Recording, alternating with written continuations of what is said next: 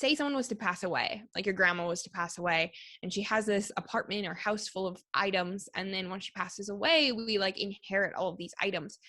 But at the end of the day, like, I think we hang on to them. And I'm saying this because this is what I've done in the past. And I often hang on to things because I feel obliged to. And at the end of the day, the items are really weighing me down, whether it's financially or just more energetically and psychologically, of just knowing that they're there and like, oh man, I haven't sat on my grandma's chair for a while. I should really do that. And so it's really just, that's been another thing, is it's just so freeing and liberating. Because also too, at the same time, you don't feel that guilt. Like, I love my grandma or whoever it may be. And as I said, the memory isn't in all of her items. Her memories are like here. So yeah, I think there's something definitely to that. And we have this consumeristic culture that it's just more, which doesn't help as well. Where do you think that guilt comes from? Oh, guilt is something I really struggle with.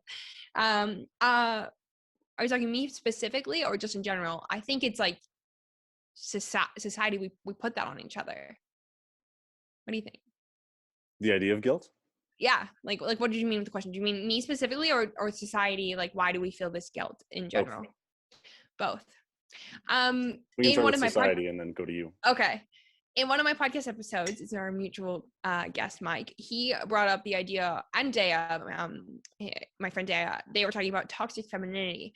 And that's something I love to talk about as well, of just like, we often talk about this like toxic masculinity in our society, but I do find there is like this toxic feminine of like the guilt and the shame. And I'm still exploring that myself, and it's something I definitely struggle with. And for myself personally, I don't know where this guilt comes from. I'm trying to suss it out. That's probably my biggest challenge at the moment, if I'm going to be completely honest.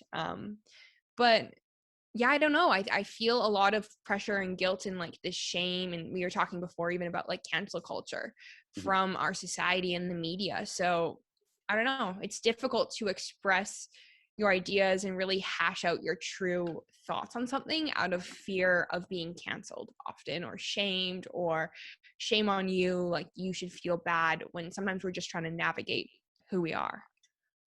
Okay, that's such an interesting jump, because there might be a difference between fear and guilt, and that's the way that I see it. But I do think that you're onto something there with the idea of cancel culture, actually conflating those two concepts into one, where you're guilty of having an idea because of your fear for the repercussions from the broader society. Mm-hmm. That's often what I feel. I'm curious about the fear. Oh, the fear, that was the connection, the fear. Yeah. And it's like, how do we find out who we are when like I found out who I am most times by messing up and making mistakes, you know, and being able to have a safe space with no judgment to just hash out my thoughts, then rant, whatever it may be, try on different hats of who I am and my opinion and see what resonates. But I feel as though in a whole, we don't necessarily have that space. Right. There's a line that I used in my last introduction for Tyler's podcast, where at the end of it I say that we need to have the opportunities to say important ideas poorly, lest we say nothing at all, or lest we say nothing of importance at all. I love it. I love it. Fun. I said all my praise prior to us recording about you and like providing this space for people and doing a similar thing, and seeming, I don't want to put words in your mouth, having a similar intention with your podcast as well. Mm-hmm. Yeah, the genuine goal for me is to just allow a diverse array of perspectives, and jumping from someone like Tyler into someone like Mike and being able to bounce off of both of them by not attacking them is something that's very important to me, because as you said, if you feel the family unit is so important for that, from my perspective, is that being able to actually discuss ideas that you have and bring ideas to fruition. And the smaller and more tight-knit your group is, the more you'll actually be able to parse out what's the right thing to say and the wrong thing to say. Because if you say the right thing, then the people around you are going to nod their heads a little bit.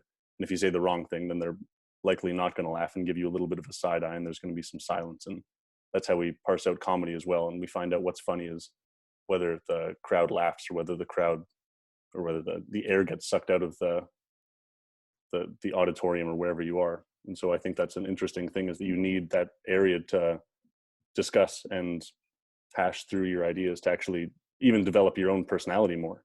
Like, it's so, I found that that's something with the podcast that I like quite a bit is that I'm actually able to explore the bounds of my conscious thinking.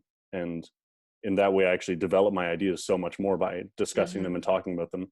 And there are some ideas that I've talked about early on in whether it be episodes or whatever. And then later on, if I talk about them again, I'm able to actually build onto them so much more and articulate them better. And so that's another thing about being able to actually speak freely. And something that I'm concerned about with the entire cancel culture idea is that if you're not able to say something externally to the external world and other people, then people are going to find other means to say things. And that's something I talked to Mike about a little bit. I was like, this might not be a popular opinion, but I'd far rather white supremacists be speaking in public than be speaking in someone's basement, because they're a lot less dangerous if they're speaking in public and we actually know what's happening.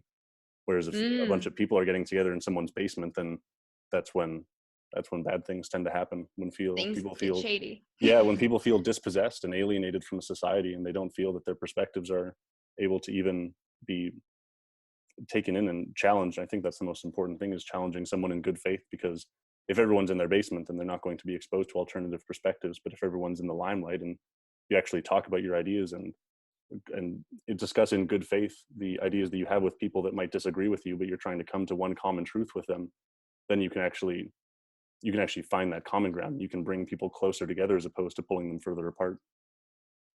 I love that. I think it's so true. And even like, I think something like expanding on that, like something that I try and remind myself, and I think that often maybe is what causes us to get so swept up in like getting so angry at one another and like getting so maybe emotionally invested, is like we just take things personally. And so I find often in these conversations when maybe it's a more difficult conversation, or I know the person has a completely opposing view than myself, I try and take myself out of it and I take them out of it, whereas I find often, and this is easier said than done, something I struggle with myself, but sorry, my computer. Sorry. Is that often I find when sometimes people maybe get triggered or something like that is because we are taking it personally, when it's like sometimes we need to look at these things, these opinions and perspectives at face value. I don't know. Do you agree with that? No, of course. Yeah. Whether I disagree with it or not, it's more or less irrelevant. But the fact that you said it's more important than that. I definitely agree, though. It's the concept of safe spaces is so interesting to me, because especially in the university, I think that the university should be the least safe space of all in terms of novel ideas and being forced to challenge your preconceived notions about things. And that's something that I find to be sad about the disillusionment and the erosion of the university idea, is that it used to be a place, I think, where, and I never went to this type of university, but I think it was a thing of the past, where people would go and they would discuss ideas, and you had to defend your ideas with philosophy and facts. And now it's become more of a, I'm not sure. The psychology that I took, I really enjoyed, but the sociology I took felt to be more of a crash course on how to think, a crash course on what to think and not how to think. And so I think that the inception of safe spaces in the university might be something to do with that, because if you're not able to offend someone in saying something, then, and I mean, you're definitely right. You're definitely on the right track about not offending the person, but necessarily offending the ideology. Mm-hmm. Yeah, it's a different one. Like, there's a book. It's called The Fifth Agreement by Don Miguel Ruiz, and he talks a lot about that. That's like the fifth agreement, like that's the last one, and I think it's so important. It's something I write often, like, don't take it personally. And I find it's applicable in many areas of my life, like everything.